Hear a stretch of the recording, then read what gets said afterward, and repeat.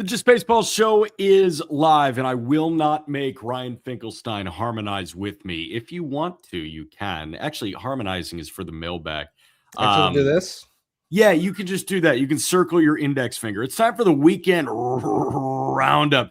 I'm still trying to get over this like frog in my throat weird bug that I had. I had like a cold or a flu for a week and a half, and then as soon as I got over it, allergies just took my voice away. So I'm trying to get over that. But it's better than having a dog bite you on the lip and it becomes infected. So sorry for you, Peter Apple. But here we go. Jack Ryan Finkelstein. That's how it happened. Yeah, that is how it's crazy to think that's how it happened. But yeah, Peter's on the IL right now. I don't think it's a 10-day situation. I think podcasting, you can actually just be on the day-to-day injured list. So we're good. We're going to round it up here. But before we do that, I do want to tell you, as always, this program is brought to you by BetMGM. Baseball Bet Fest is your best bet for a shot at a big prize. Opt into the Baseball Bet Fest leaderboard and start placing your MLB bets of at least $10 with minimum odds of plus 100. The greater the odds, the more leaderboard points you'll win if your bet hits. How it works: opt into the promotion in the promotion section of BetMGM's app. Start placing your MLB bets of at least $10 with minimum odds of plus 100. The greater the odds, the more leaderboard points you'll win if your bet hits. The top 50 players will win their share of the $100,000 prize pool. 25 grand goes to first place. Remember to use promo code JustBaseball when you join to unlock it all. I appreciate you being a pinch hitter here, Ryan Finkelstein. Now, we will pitch to you. We're not going to intentionally walk you, even though your K rate is under 10%. You cool with that? Yeah, I think that's a good way to go about it. Yeah, I'm cool with it. Even if he might steal second? Yeah, because when it's extra innings, all right, it's a tie game, and you're on the road, you don't want to lose by 2. You know, you don't. And, no, the 2-run single would kill you. It would kill you. And just imagine if it was a 3-run homer. I mean, can you imagine that? Dude. So yeah, that's obviously the move. Yeah. Coincidentally, we're starting with the Mets and Cubs. You ready to get into the roundup?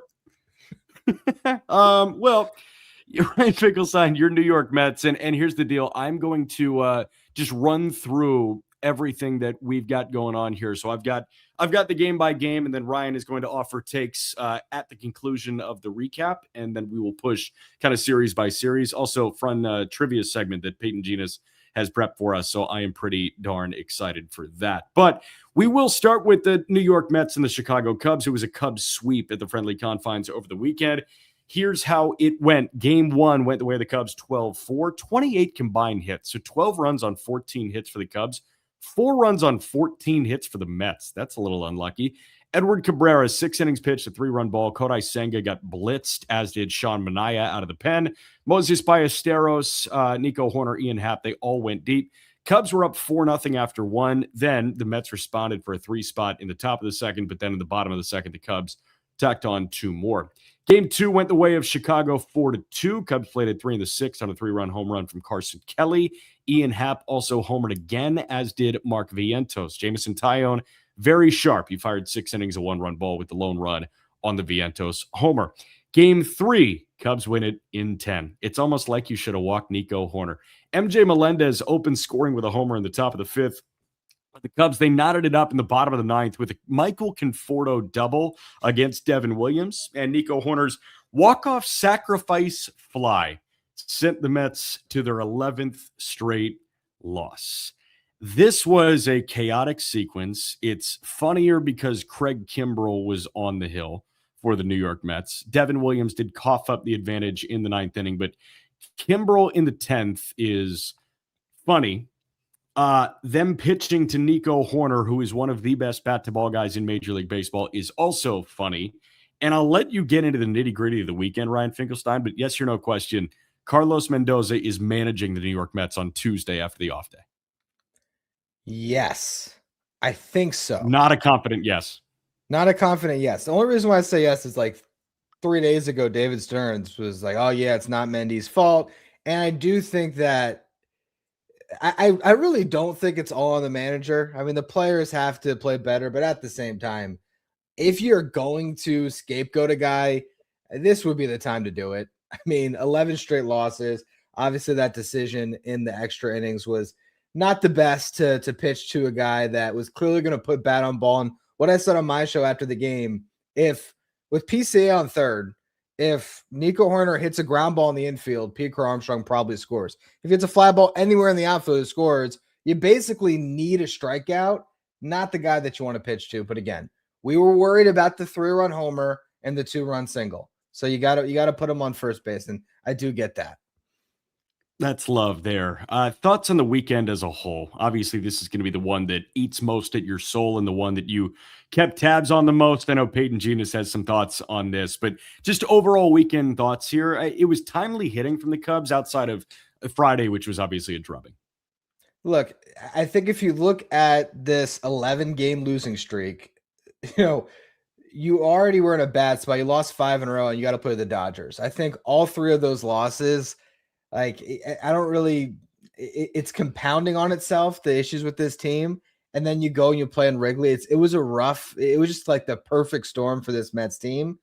But the lineup is terrible. Like, we can talk about Carlos Mendoza's decision. We can talk about Devin Williams blowing the game.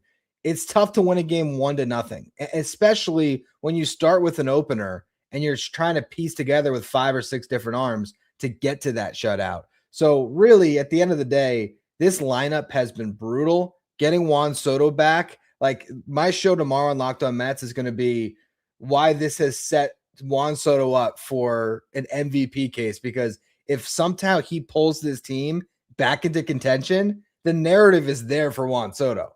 But this lineup has been awful.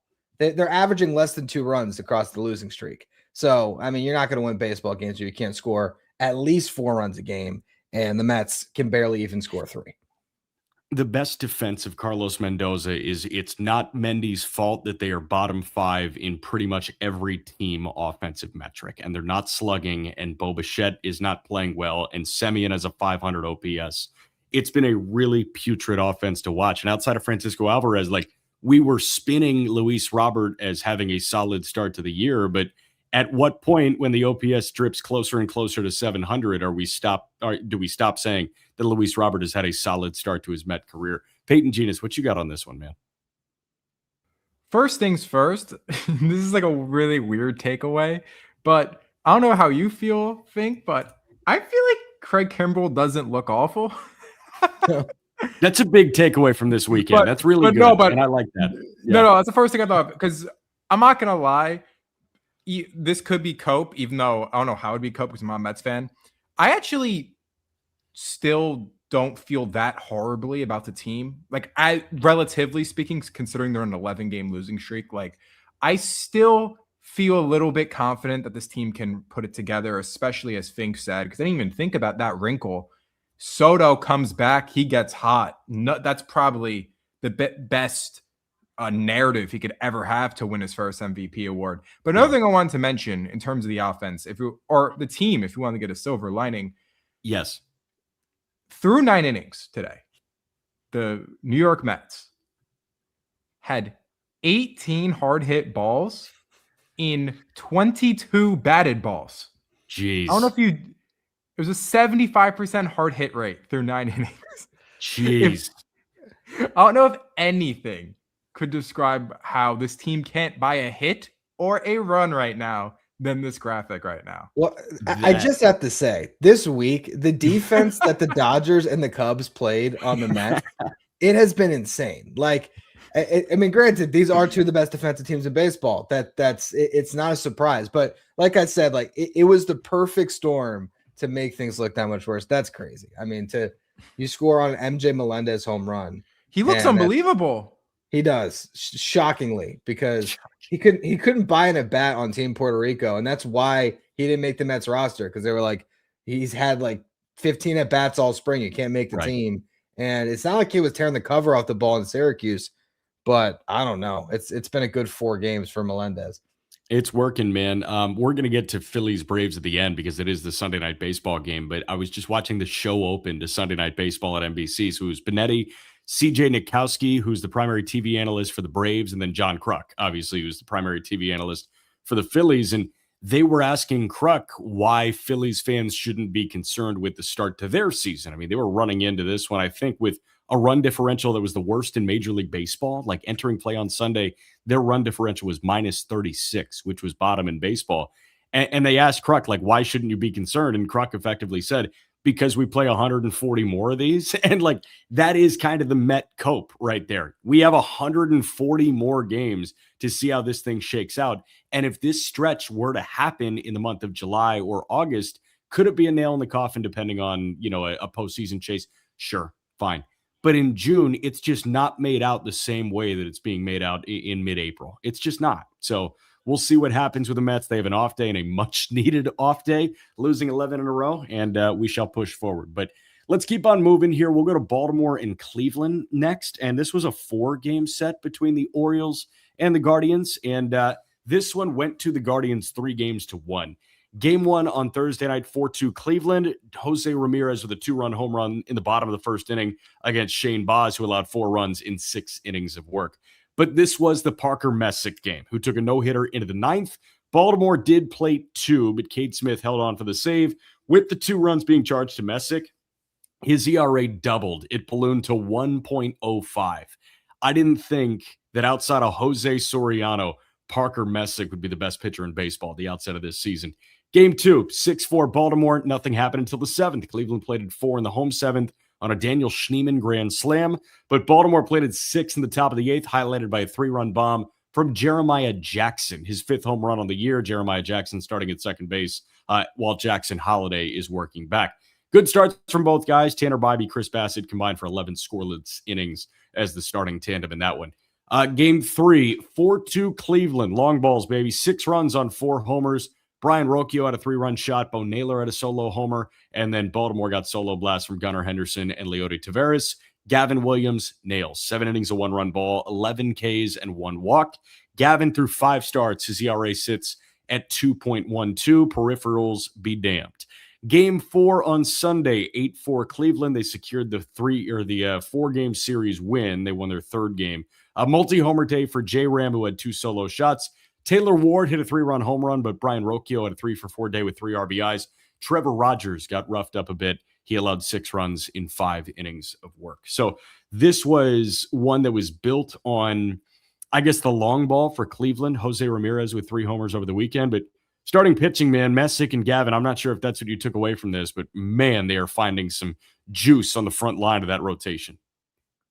I think what I'm taking away from it is the Guardians were severely underrated in our opening season power rankings. I remember when I was editing that list from Peter, I was like, man, he's got the Guardians like 4th in this division. What is going on here?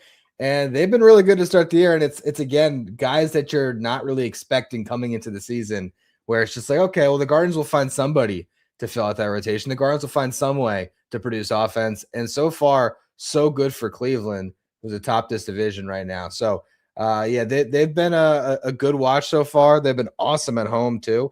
And just overall, they're just looking like right now, maybe the team to beat in the Central. You ever been out to Progressive Field? I love that ballpark. Yeah, years ago. I remember it was a really great ballpark. And I also remember I had the weirdest hot dog I've ever had.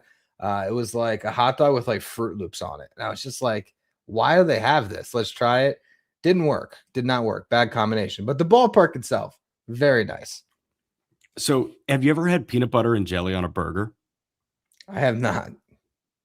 Fruit Loops on a hot dog are weird.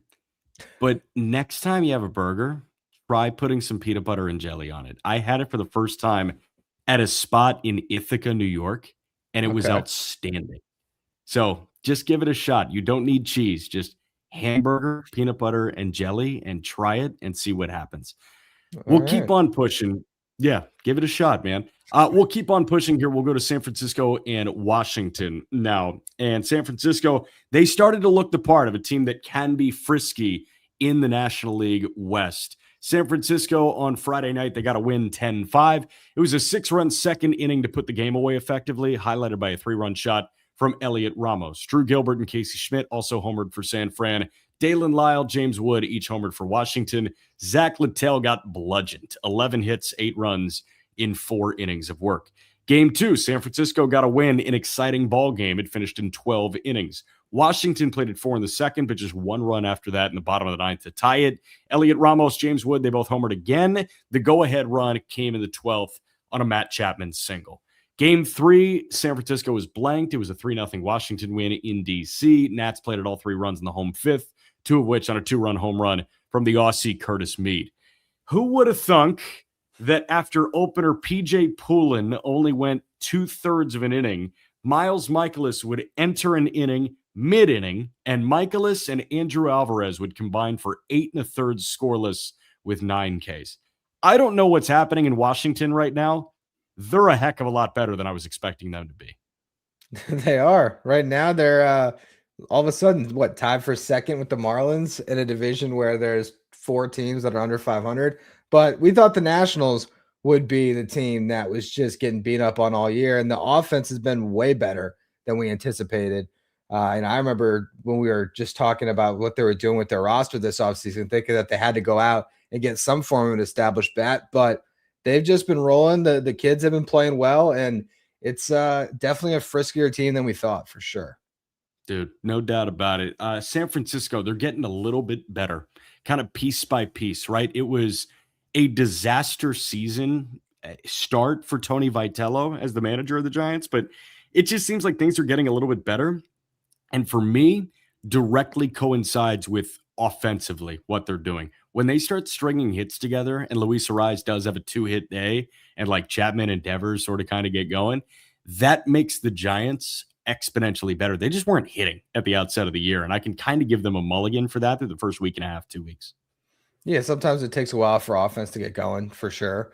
Especially when you have Devers isn't really clicking yet. That's going to really hold the offense back. But you still look at the talent that's there, and they have enough to compete.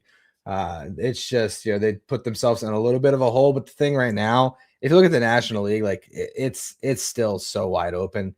There's you have the Central, all those teams are playing well, but I mean, no one's like, the Dodgers look amazing, the Braves look amazing, and right now it's like everybody else, I don't even know how to like stack them up right now. So the Giants have plenty of time to find their stride. We're still mid-April. I have no idea what to make of the National League Central right now. To your point, like every single team is over 500 at this moment, and I don't feel overwhelmingly valid about any of them, to be totally honest with you. No, I mean, yeah. I will say watching the Cubs this weekend, they look pretty good, but they're playing the Mets, so it is what it is. But they're running out of pitching, man. I mean, you got Horton on the shelf, you got Boyd on the shelf. It's interesting. Another NL Central team that won a series here. Let's go to Milwaukee and Miami. This one was at Lone Depot Park. Brewers took the front 2. Miami avoided the sweep in Game 3 on Sunday. Game 1 went to Milwaukee in 10. Coleman Chrome in his major league debut, 5 1/3 innings, a 2-run ball. He was really impressive in his big league debut. Got 3 runs of insurance in the top of the 4th on a whole bunch of weird plays that were quintessentially Brewers. There was like a throwing error and a fielder's choice, and all of a sudden there are 3 runs on the board. Otto Lopez, one of the hottest hitters in baseball, he drilled a 2-run homer in the 6th. Augustine Ramirez doubled to tie it in the 8th. But Milwaukee played at 3 in the top of the 10th in large part due to a 2-run double from Garrett Mitchell. In Game 2, it was 5-2 Milwaukee. The story was Brandon Woodruff, who logged 7 innings of 1-run ball and I think sat 90.5 with his fastball, maybe 91. He was just moving it around wherever he wanted. Fish made it interesting late, but Marlin pitching walked 11, including 6 from Sandy Alcantara in 5 innings. That tied a career high, and it was the first time he walked 6 in a start since, I believe, May of 2019. Bryce Terang hit a 2-run homer. Terang looks unbelievable to start the year. Game 3, 5-3 Miami. This is where the Fish salvage. Marlins got 3 across in the first against Jacob Mizorowski in a 30-pitch inning. It was very Brewers-esque in the teal uniforms, which, by the way, folks, might be the best alternate uniform in Major League Baseball now. But again, 5-3 Miami, 30-pitch bottom of the first for Jacob Mizorowski. Runs came in on a wild pitch, a double play ball, and an opposite field single. It was very Brewers from the Marlins.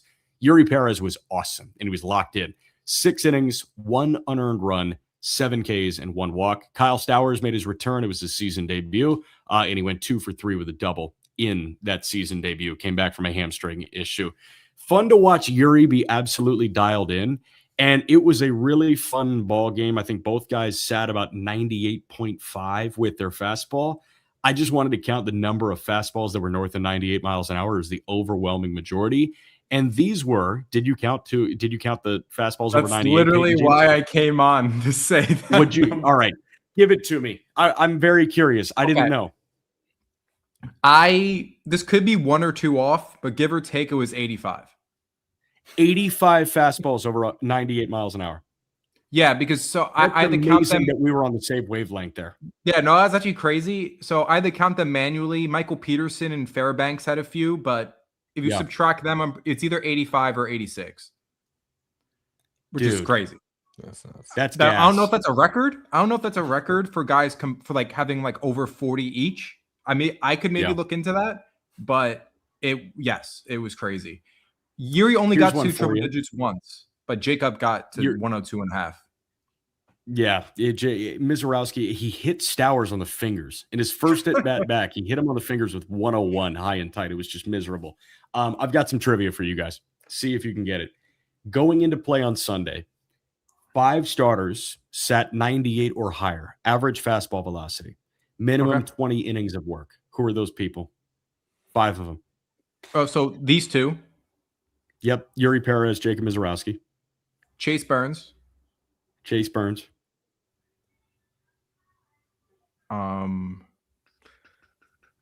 NL Central, AL West. Soriano. Jose Soriano and his 0.2 ERA, sitting 98 flat. And another Central arm. NL Central, number Skeens? 1 on this list, sitting 99.1. It's not Skeens. Skeens. Bubba. My bad. Bubba. Yeah.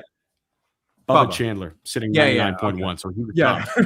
So there you go. Bubba 1, Mizorowski 2, Burns 3, Yuri 4, and Soriano 5. That's a fun list. Yeah. A few of those guys look good this weekend. I guess I a would say spoiler so. for later. Dude, I would say so. Fink, what'd you make of this weekend series if you got to catch any of it? The Brewers are like, they're so annoying in such an endearing way. I know you've watched plenty of Brewer ball over the last bit. They're so much fun to watch, and they give you a migraine whenever your favorite team plays them. Yeah, I mean, you really have to beat the Brewers. Like, they're not gonna make mistakes, and they're gonna put you in a lot of positions where they're gonna take advantage of all your mistakes. Also, I mean, you mentioned the jerseys. As a kid that grew up in South Florida, those jerseys, man, they just put a smile. I mean, brings me back to pro player. Love the teal. Absolutely love it. It's just I know they're not gonna go back to the Florida Marlins, but just adopt it full time. That's my thing. No, I mean, you and everybody else in South Florida is saying that right now. Oh, they got to adopt the teal full time. I like the new branding, man. I think it looks sharp, and it's been around for a minute now. The diving fish on top. What you got, Peyton? I just want to give a quick shout to a Marlin, just because I like the stat line right now. Jacob Marcy, he's been slow at the gate, hasn't been the same as he was statistically as he was last year, but he's staying calm, he's working walks, and he has 8 stolen bases already. So I got to respect the guy who, even though maybe the total offensive numbers aren't quite there, he's still doing whatever it takes to win some ball games. The slumps are never going to be that bad with a guy like him. And he's slumping in the first couple of weeks of the season, but they're never going to be that bad because 8 bags in 9 attempts. And even though he's hitting like $160 or $155, it's an 140-ish point jump to OBP. Like, he's walking a lot, he's getting on base, and he's wreaking havoc when he's on base. So he's been fun. But Otto and X, dude, that's, of course, for my money so far this year, that's the best up the middle tandem in Major League Baseball to this point. So bias included, I'm aware. Next series that we got to go to here, Rays and Pirates. This one went the way of the Pittsburgh Pirates in a 3-game set at PNC Park. Game 1, the Pirates got to win 5-1 on Friday. Dream game if you're a Pirates fan. O'Neal Cruz homered. New addition Brandon Lau ripped a 2-run double, and Spencer Horwitz doubled home a run. Bubba Chandler was great, 6 strong innings, only allowing 1 run and 3 hits, and the Pirates cruised to a super easy win. Game 2, Rays won it 8-7 in 13 innings. Peter said in his write-up, appreciate Peter chipping in from the injured list. This wasn't a game. This was a war.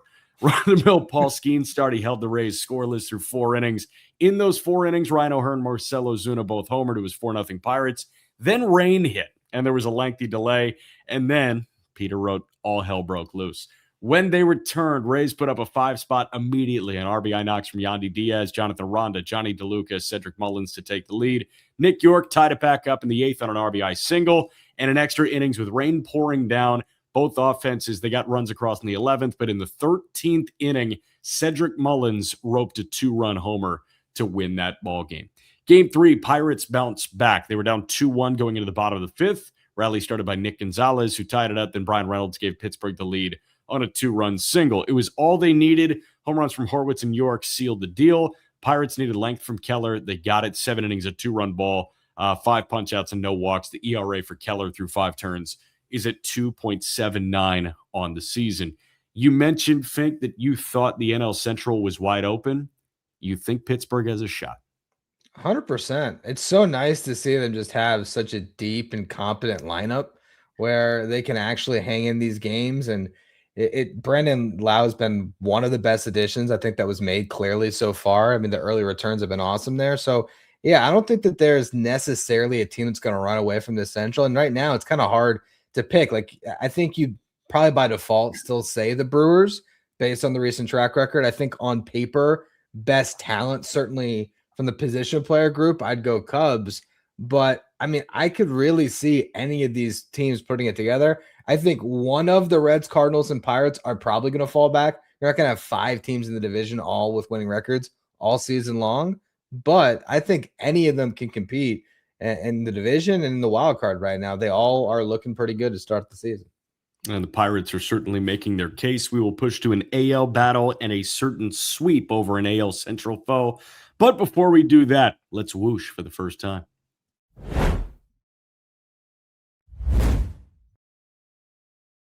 I beat Peyton to the whoosh button, and I am fired up about it. Okay, time for the Royals and the New York Yankees here. It was a Yankee sweep. Game 1 on Friday, Yanks win 4-2.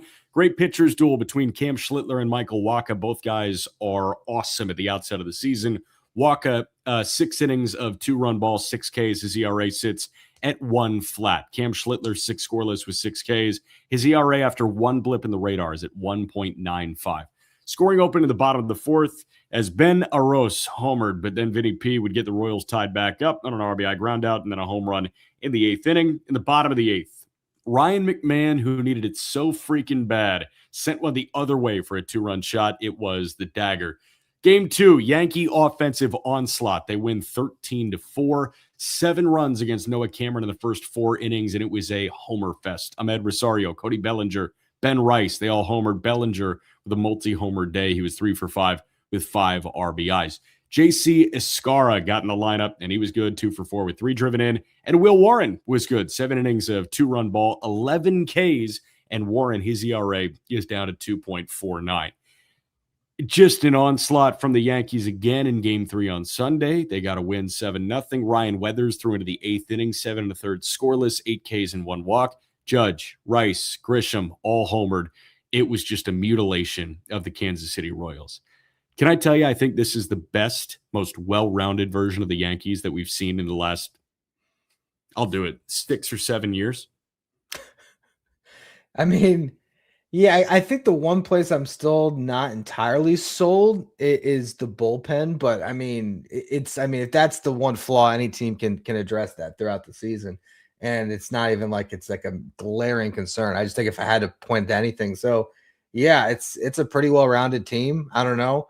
Like Peyton can probably chip in and say how much more well-rounded it is than the team that went to the World Series, but they're looking good. They went through a little bit of a rough patch and they just obviously bashed their way out of it. So yeah, the Yankees are looking good. Also, doesn't it seem like, the Royals and the Mets have the same record, but it seems like the Mets have lost like 10 more games. Isn't that crazy? The big market, small market difference. They're both it's incredible. Now, here's the thing. The Royals didn't lose 11 of theirs successively. So for the last 7 in a row. They have, but it's not 11, folks. It really is not 11. I understand you guys started 7-4, but it's not 11 games in a row. Kansas City also had this weird drama this go around. Salvador Perez was not benched. He got a day off on Saturday. And Matt Quatrero, the manager for the Royals, was asked about why Salvi was not in the lineup. Now, Salvi, when he doesn't catches, he DHs. He's hitting $160. He has really not been good at all this year. He was not that good in the World Baseball Classic. And Matt Quatrero said a couple of things, including that it's a chance for a mental breather for Salvador Perez. Now, Salvador Perez tweeted that night, "I don't need a mental breather." Oof. Interesting that you would take to Twitter as the captain of the Kansas City Royals and as Salvi. Like, Salvi is one of those guys that we thought was just ambassador of the Royals. And I'm not saying that anything is changing in terms of Salvi's role in Kansas City. That guy's still the captain of the ball club, and he'll never pay for another lunch in Kansas City as long as he lives. I just thought that was a little weird that he would take to Twitter for that. But maybe he's taking some frustration out hitting $160 through the first 3 weeks. Yeah, no, for sure. It is definitely a strange interaction. And I mean, I think with Salvi, he's a prideful guy. And so, yeah, I guess for him, maybe he took a little bit of, just kind of offense to the notion that like mentally he couldn't play a baseball game when that guy's been playing more games as a catcher than most for a very long time.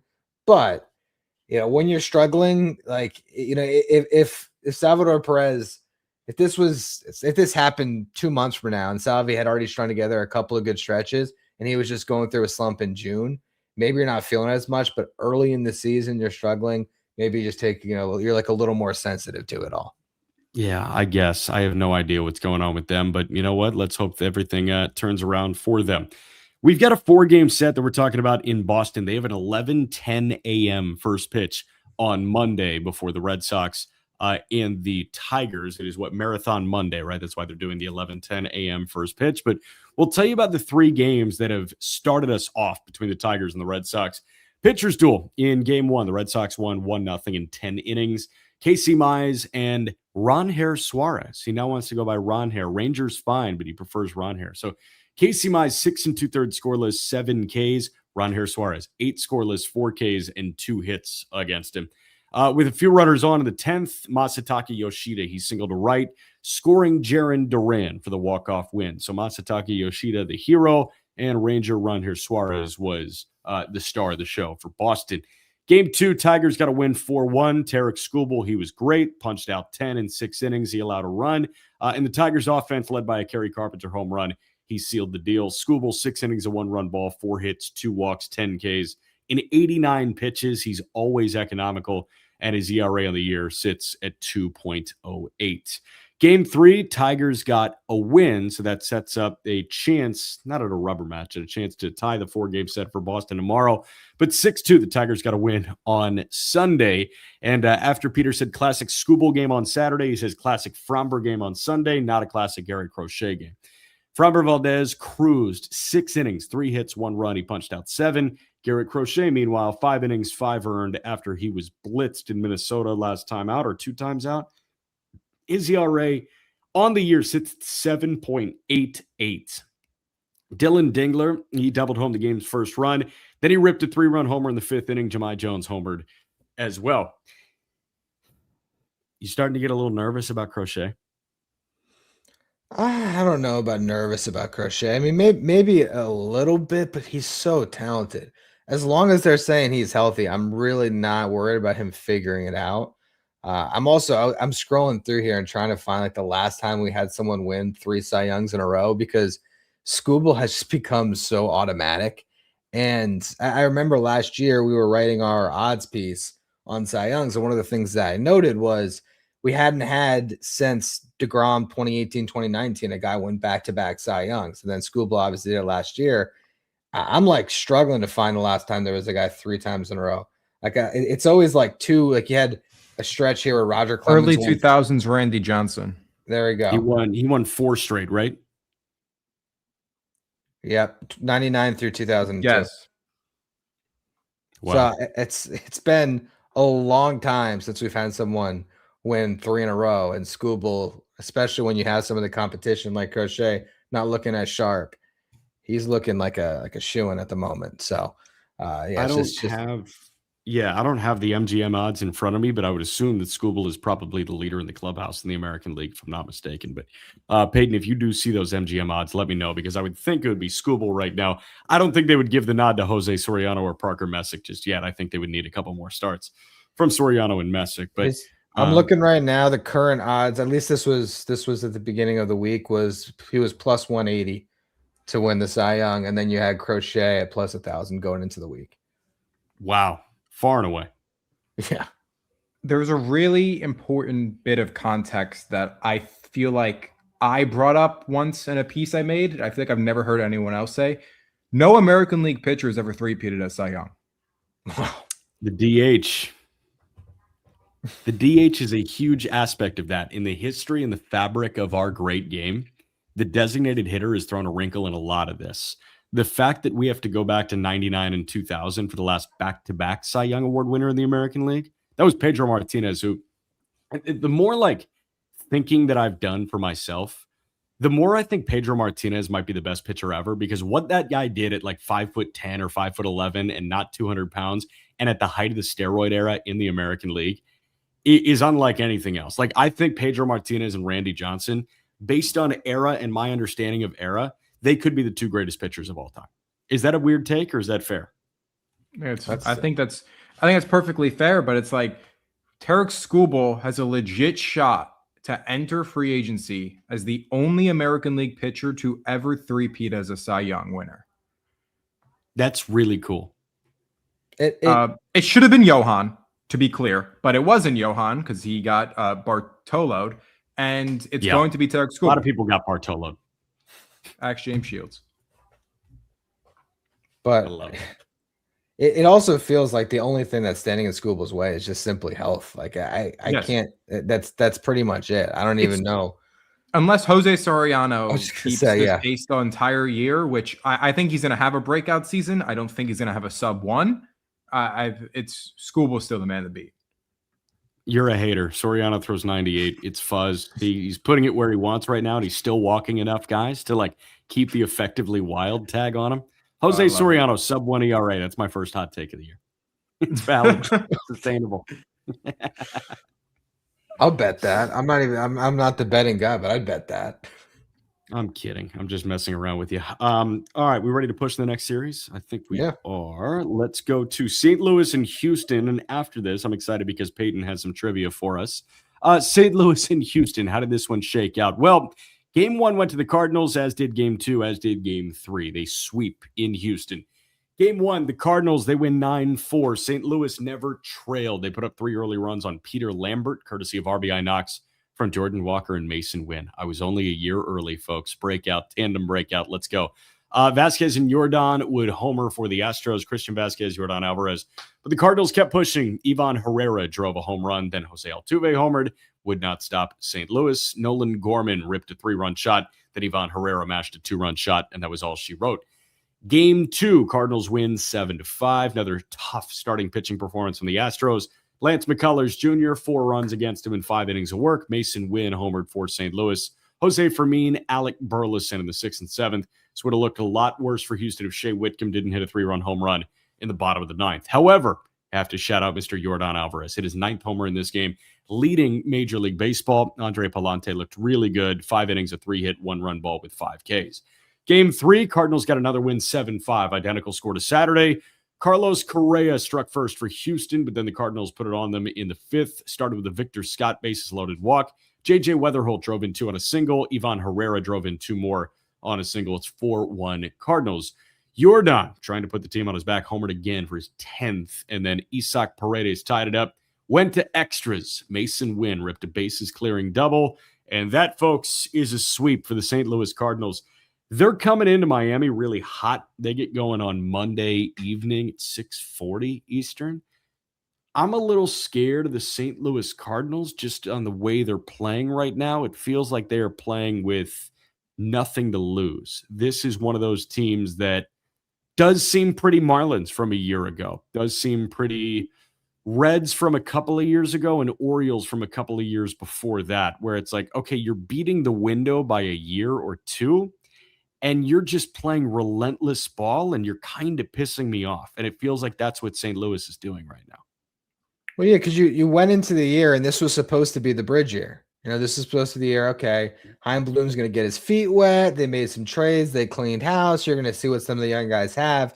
And it ends up being a really good position for those young guys when you're on a team like that where There's no expectations. You're getting run, and you can just play free. And that lineup has been so much better than I think a lot of us expected. Even the pitching, like I thought that the Cardinals had no pitching, and they've just been able to find enough of it. So far, so good. I think in the Central, if there's a team that I think is going to fade, I think I might pick the Cardinals, but I don't know. Like you said, they're a little 2025 Marlins-esque.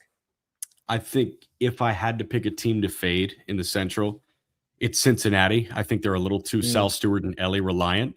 So I'm actually staying away from St. Louis, and it's crazy for me to say that St. Louis is not my pick. I thought they had no pitching coming into this year, and it turns out they have some pitching. Also, is it crazy this early to say that Chaim Bloom is just objectively good at his job, and he got the short end of the stick in Boston?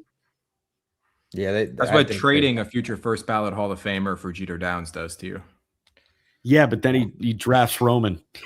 Can we give him some credit for drafting Roman? That's a good point. I don't know. Peyton, you have accompanying trivia for this series, right? Yes. Quick note before we start. These stats were before today's game, but Yordan Alvarez has an expected OPS that is at 1369. So just think about that. He's unlucky. He's got a 1274 OPS entering play on Sunday, and he's unlucky. Yes, but cool. Okay. So Yordan Alvarez hit his 10th home run of the season today. Yeah. It's April 19th. Now, my trivia question for you guys is, can you name the first player to hit 10 home runs in every season since 2010? Obviously, off the top of your head, you probably won't be able to do that. So I'm going to give you the team and the year, and I'm going to see if you guys can put it together, okay? Which way would you rather start? From the beginning, recently, or 2010? I want to probably start at 25 and work backwards. Yeah. That makes sense. 2025 Arizona Diamondbacks. It wasn't Perdomo, was it? Gino. 2024 Angels, I think. The Trout? Yes, it was Trout before he tore his meniscus.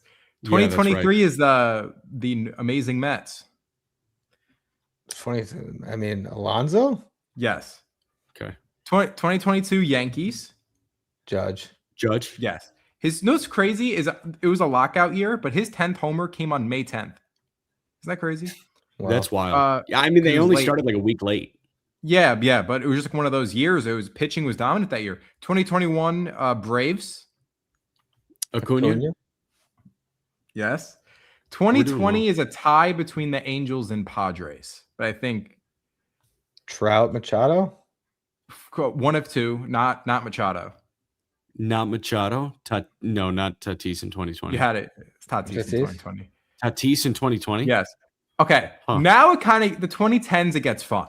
Those are pretty much all superstars, and no shade, but Suarez is a power hitter.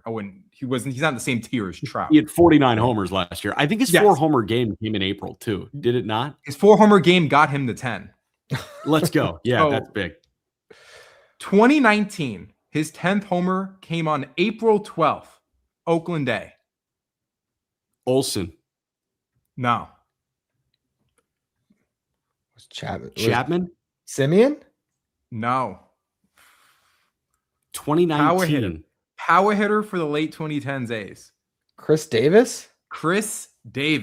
Let's go. Chris with a K. Good shout, thing. His 10th homer was on April 12th.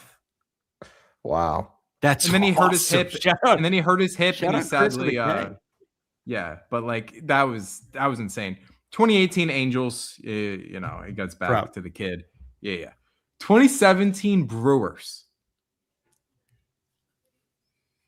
This is I'll say this is no, but it's like an adjacent name. Eric Thames. Oh my God, it was Eric Thames. Look at you, bro. I think that was his post KBO resurgence. Yes, dude. I forget this because I was 14 at the time. His first 20 games back in MLB from Korea, he had a 1400 OPS. I couldn't imagine I can't remember what the media was saying at that time. It was probably absurd. Would get reckless if a Brewer came back and had a 1500 OPS back from Korea. I would get so reckless, dude. That's insane. 2016 is actually cool. teammates did it same day, back-to-back, same game. Rockies, 2016. Story. 2016. Yes, that's one of them. Tulo? CJ Crone. No, come on. Just better player. Carlos Gonzalez? Cargo? No, come on. 2016. Arenado. Yes, there you go. Okay, yeah. 2015 is another tie. One was a Red Sox and one was a Mariner. My hint to you is these might not be players you necessarily associate with these teams. One you might. I don't know. I think this one guy's teamless. You said Red Sox and Mariners? Red Sox and Mariners. 2015. Jeez. Was Steve Pearce there in 2015? He probably was on a different AL East team, but it wasn't him. Damn. 2015. I'll give you another hint just to speed it up a bit. This guy is commonly associated with one of the teams one of you guys rep for work. For work. Marlins So it's or Mets. Who's a famous Mike Marlin Red Lowell? Sox? No. 2015. 2015, yeah. No, Marlin Red Sox. Marlin Red Sox. Dodgers. Marlin Red Sox, Dodgers. Marlin Hanley? Red Sox. Hanley. Mr. Hanley. Oh my God. Came up the gate hot and then fell off a cliff. And then the Mariners. Would have never plucked Hanley. Mariners is a famous old guy slugger. Like he just, as he aged like wine from that homer department. Oh, I'm picturing who it is, and I can't think of his name. Dominican. Nelson Cruz? Yes. Nelson Cruz. You're on fire. What's wrong Dude, with me? I'm usually not that good at trivia. I think Peyton found my wheelhouse. I don't know. Shout out MLB ranks. This guy has been kicking tail like right along with us in the comments. I should have just been Do you following. want to finish out the the 2010s or are we good? Let's go 2 more years, and then for the sake of time, Okay. we'll move on. Okay. 20. No, okay. I'm gonna jump down a bit because this is a fun one. 2010 White Sox, April 28th. Carlos Quentin. No. It's a good one. 2010. This one shocked me because I don't remember this guy's season being this good this late in his career. Frank Jim Thomas? Thome? No. Canerco at age 36 had like the best season of his career. I wasn't quite aware of that. And then just to give you the other few names, 2011 was Ryan Braun, boring. 2012 was Matt Kemp. He had a 1400 OPS in April. Yeah, that's crazy. Electric. And then 2013 was Justin Upton's first month with the Braves. But to tally it up, I usually thought that the first guy to 10 homers was like a Linsanity guy, and he would kind of like fall off a cliff. But actually, per 650 plate appearances, these guys have a 914 OPS and hit 40 homers. So, wow. Usually, think of the names we had. We had a few MVPs there, a few runner-ups. Like, if you get to 10 homers early, you're probably bound for a good season. And I'm pretty confident that Jordan is going to have a great season, to put it lightly. I think I'm right there with you, Podcast P. Jordan, I don't know if he's going to be in an MVP conversation. I don't know if the Astros are going to be good enough in indictment on the pitching staff there in Houston. But Jordan Alvarez, this is fun. Like, college football is better when Texas and USC are good. Baseball's better when Jordan Alvarez is on the field and mashing, 100%, because this is 100%. so much fun. So I dig it. All right, next series we got here. Let's go to Cincinnati and Minnesota here. This was in Minneapolis, and this one started with a Reds win in a Reds sweep on Friday night. Cincinnati got a win 2-1. Brandon Williamson, Joe Ryan, they went head-to-head. Williamson's team got the last laugh. Williamson threw into the 6th, 5 1/3 innings, a 1-run ball. Joe Ryan, 6 innings, a 1-run ball. Eugenio Suarez with a 2-run double in the 4th. That was the difference. The only Twins run came on a sac fly off the bat of Austin Martin. Game 2, Cincinnati got a win 5-4 over Minnesota. Andrew Abbott struggled again. 3 earned in 4 2/3 innings, but teammates picked him up. Tyler Stevenson drove in the first 2 on a sac fly and a single. It was 4-2 Twins by the bottom of the 7th, but then Ellie De La Cruz drove home the Reds' 3rd run. Then in the 8th, Reese Hines had a sac fly. Matt McClain tried to sneak to second, but the cutoff throw got him. It was a sac fly double play, but a run did come in to score. And in the 9th, Dane Myers with an RBI single. He blooped one into center. Taj Bradley, really good. 6 innings, 2 earned runs. The ERA climbed somehow to 1.63. Taj Bradley has been one of the better arms in Major League Baseball at the outset of this year. Take us to Sunday. Reds complete the sweep. They get a win 7-4. Twins got out to an early 3-0 lead after 3. But then Sal Stewart grabbed one back, and in the 9th, TJ Friedl hit a double into the gap, clearing the bases, and the Reds would take advantage. Austin Martin did not go down without a fight, ripped a single in the bottom half of the 9th inning to tie it up. In extras, Rhys Hines had a 2-run double. Hines was the corresponding move. Noelvi Marte was optioned to AAA at the beginning of the week. His 2-run double in the 10th gave the Reds enough breathing room to shut the door and sweep Minnesota. I want to credit Cincinnati here. Cincinnati made the first performance-based move of the season, and it was a swap. There were some performance-based moves, like you could argue that Connor Griffin getting up with the Pirates was a performance-based move. He was hitting the ball really well in AAA, but the first serious ripple by Cincinnati was Noelvi Marte going to AAA and Rhys Hines coming up. Noelvi Marte was not good at the outset of the year, and he was not a net positive for the Cincinnati Reds. So they decided to make a little swap. Hines was hitting the ball well in Louisville. Marte goes to Louisville, and Rhys Hines had his fingerprints all over a Red sweep this weekend. I just think that's gutsy. Like, I think it takes some serious cojones from Terry Francona, and he's clearly got those. That's why he is one of the living legends in baseball among managers. Yeah, 100%. And I think a lot of times, especially when it's a guy that has so much like former top prospect shine, like they get like a longer leash. Sometimes sending a guy down is what needs to happen for that guy. Like Noelvi Marte might come back in a month or 2 weeks even and be a different player. I know last year, Francisco Alvarez getting demoted there's a clear line in the sand on better baseball that came after that demotion. So I think it just depends on the player and how they respond to getting sent down. But it's adversity that you kind of create for yourself by not performing. And it's the big leagues. There's only so many jobs that goes around. Just because you have a bigger name doesn't mean you should necessarily just get all the run in the world. And the Reds get some immediate dividends by making that move. This is a what have you done for me lately game.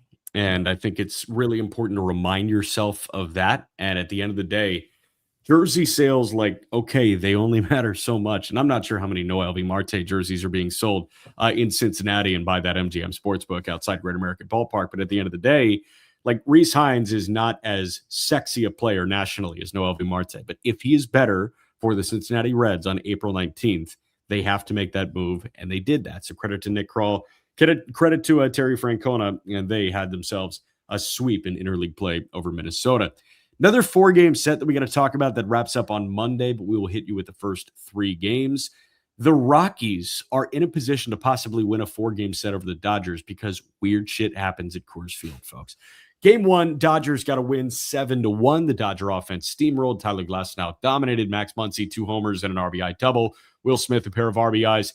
Tyler Glasnow at Coors Field. That might be a cheat code. 7 innings, 2 hits, 1 run, and 7 Ks. Game 2, Rockies do get a win 4-3. Kyle Tucker had a 2-run homer in the first inning, and then Dalton Rushing homered in the second because he's having an out-of-body experience. But the Rockies would claw back. Troy Johnston ripped a double to plate 2. Ezekiel Tovar and Hunter Goodman. Rockies took the lead, and the Rocky bullpen got the last 10 outs without allowing a run to give Colorado the win. By the way, in that game on Saturday, Shohei Ohtani pushed his on-base streak to 50 games dating back to last year.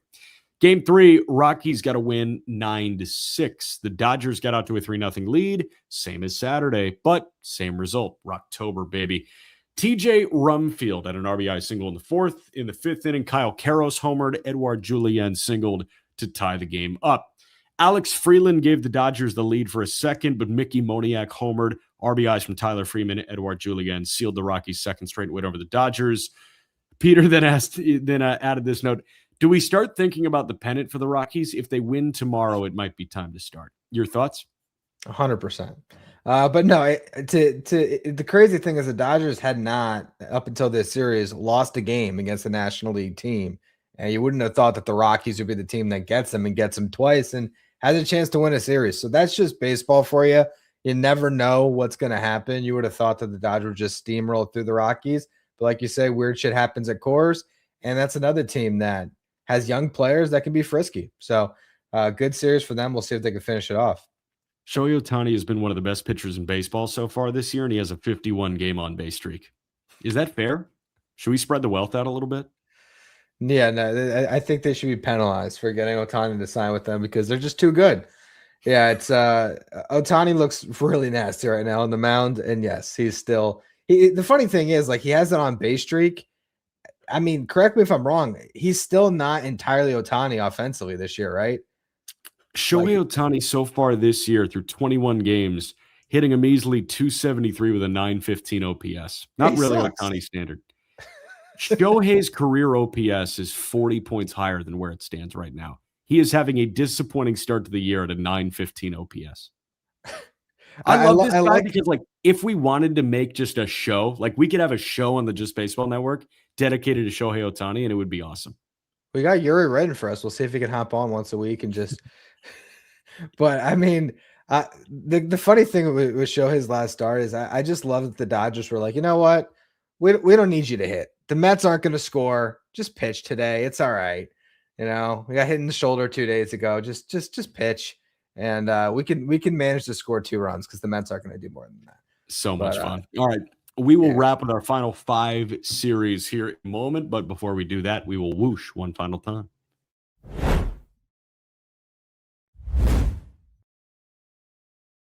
All right. I just watched Mason Miller take a couple of more souls on Sunday afternoon, so we might as well talk about the Padres and the LA Angels.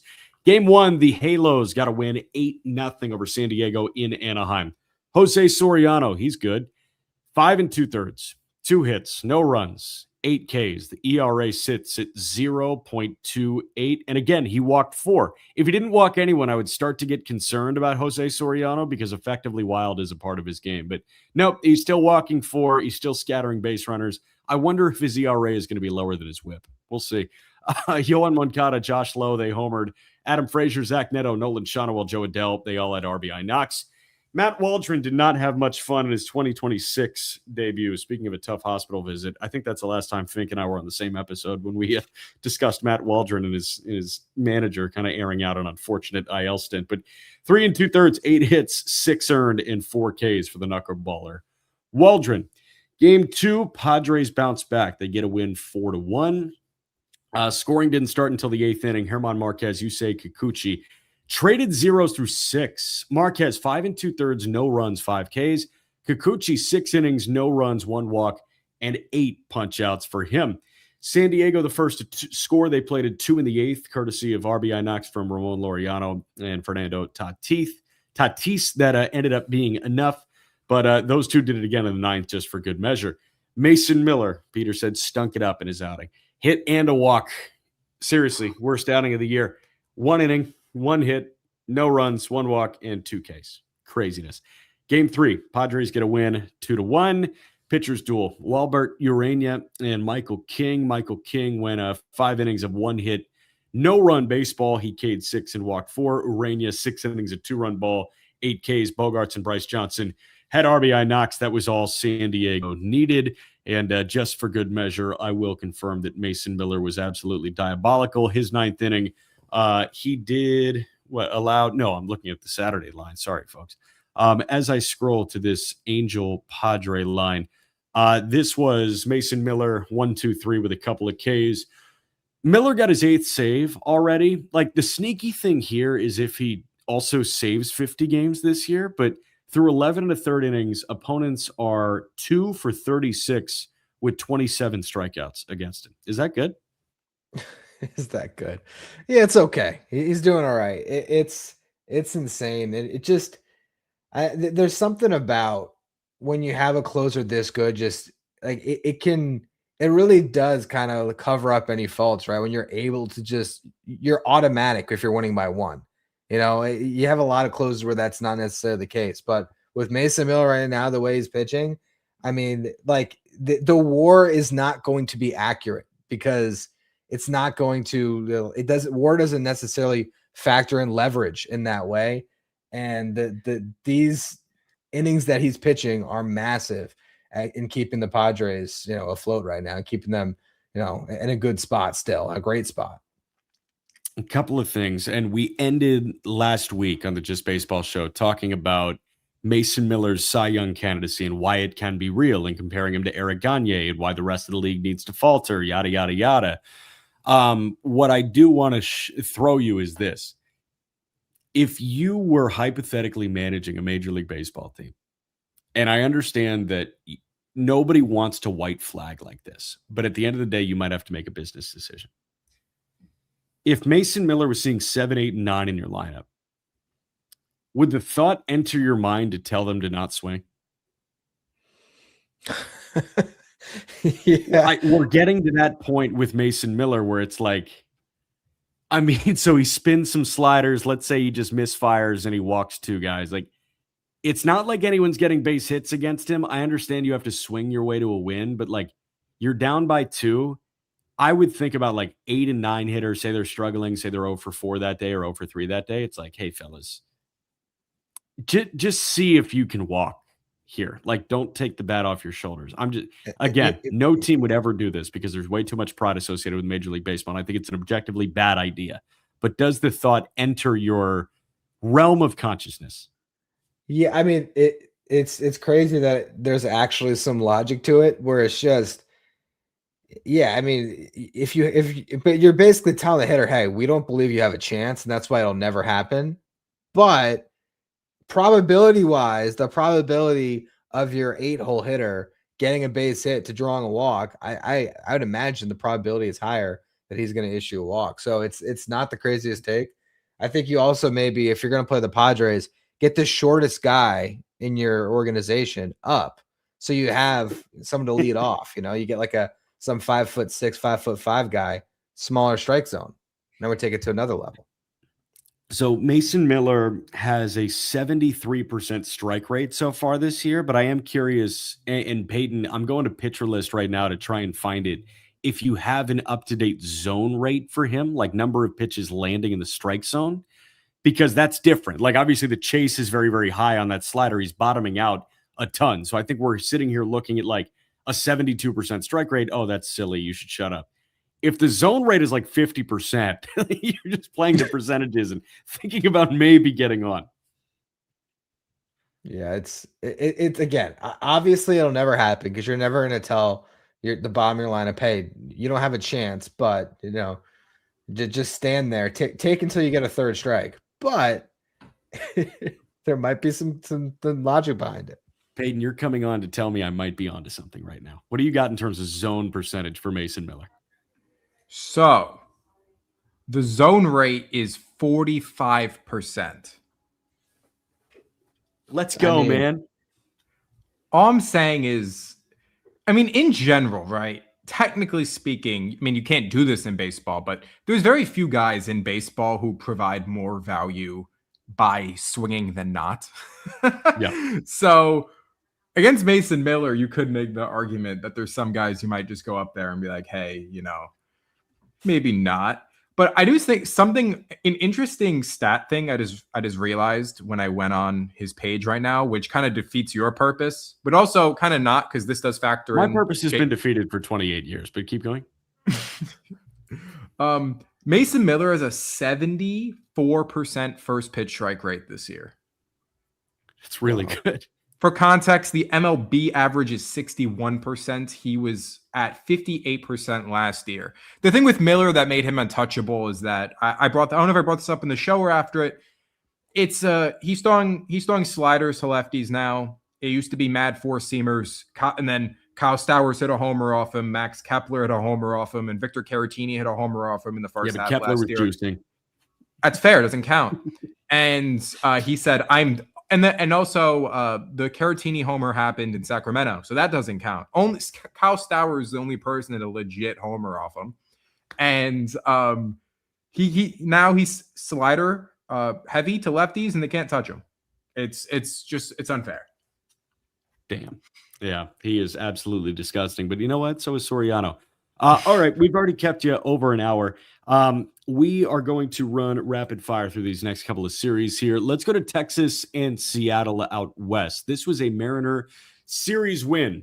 Game 1, Texas did get a win, though, 5-0 at Tejas. Jacob deGrom got through 4 scoreless innings before getting removed for wrist soreness. He was at 88 pitches through 4 innings. Ryan Finkelstein knows wrist soreness all too well. Ranger bullpen shut the door. Offense did damage. Nimmo homered, Langford, Berger, Young. They all had RBI knocks. Game 2, the Mariners got to win 7-3. I see you guys laughing. I'm just referring to Jacob deGrom's constant IL stints, folks. Don't get into it. Okay. You guys are messed up. I heard it as soon as it came out of my mouth, and I'm sorry. Game 2, Seattle got to win 7-3. Mariners got on the board early in the first inning on an RBI single from Julio Rodriguez, and then Dominic Canzone singled in the 4th to bring home 2 more. Seattle would never relinquish the lead as Luke Raley homered in the 6th, and that was all that Seattle needed. However, they scored 3 off of Cal Quantrill without bending the rules. Peter Apple expects a full investigation. Game 3, Seattle got a win 5-2. The Mariners jumped on Mackenzie Gore early, put up 3 runs in 2 innings, courtesy of home runs from Rob Refsnyder and J.P. Crawford. Randy Arozarena continued the home run party. He went yard in the 5th to make it 5-0. Brian Wu, excellent. 7 innings, a 2-run ball. Those 2 runs came in his final inning. And folks, I swear to God, I just meant Ryan Finkelstein is all too familiar with Jacob deGrom going on the injured list with things like wrist soreness. Your thoughts on the Seattle Mariners and the Texas Rangers this weekend? The Mariners needed to get on the winning side of one of these series, especially against the division rival. And the good thing for them, because they've had a rough start, that division is just awful all around. So it hasn't gotten away from them, even though they've gotten off to a rough start. They're only a game and a half back right now. So big series for the Mariners to beat the Rangers, who they came into the weekend, like, I think, just leading the division outright, right? Now at 500, the A's have caught up, but big for the Mariners to get back on track. Yeah, 100%. All right, let's push to the A's and the White Sox here in Sacramento. And this was the Munetaka Murakami weekend because of what he did to a baseball. Same with Nick Kurtz, though. White Sox got to win 9-2 in game 1. On Friday night, Sox jumped on Aaron Savali early. Colson Montgomery doubled home the game's first run. He then singled home the game's second run. Luis Angel Acuna, Andrew Benintendi, they both ripped RBI doubles. Then in the 7th, Munetaka Murakami with a grand slam over the batter's eye. It traveled 1,000,000 feet. Davis Martin, awesome again. 7 innings, 3 hits, 1 run, 4 Ks. The ERA for Davis Martin on the year down to 2.16. In game 2, Munetaka Murakami homered again for some breathing room in the 7th, but the A's got to win 7-6 in 11 innings. Home runs, Colson Montgomery, Andrew Benintendi, and again, Murakami. But the A's would not back down. Jacob Wilson homered, Soderstrom, McNeil, Lawrence Butler had RBIs. Nick Kurtz ripped an 115-mile-an-hour homer to tie the game up. And then in the 11th, Max Muncy hit a sacrifice fly to win it for Sacramento. In game 3, the White Sox got a win to win the series 7-4 in Sacramento. Sox jumped all over Jeffrey Springs, who got him for 7 earned in 5 innings. Springs was great for starts through. Derek Hill, Miguel Vargas, Munetaka Murakami, Colson Montgomery all homered. Again, Murakami, 3 homers on the weekend. Late rally from the A's in the 9th made it closer than it looked. Noah Schultz, really good. 1 hit, 1 run through 5 innings of work. Noah Schultz punched out 6.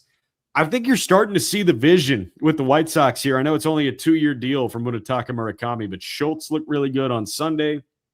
And man, they can swing it a little bit. Like, they still have some work to do to become a complete product, but really, really impressive what the White Sox have done. You can say pretty clearly that they are building in the right direction. And I think even last year was a step in the right direction. Now they've maybe taken more than that. And Murakami was such a no-brainer. And it's crazy that his market created the way it did. But if this guy does nothing else but draw walks and hit home runs and be that 3 true outcome hitter, you know, the Schwarber comp is not crazy. It's not looking crazy right now. So great signing for them, a team that had nothing to lose in making that signing, and so far really good for Murakami. Dude, looking really good right now, that Schwarber comp.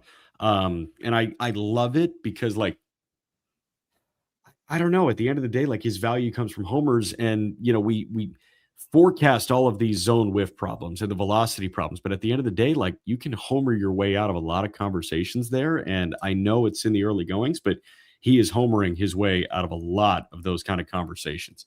Couple more series here. We got two more. Let's go to the desert.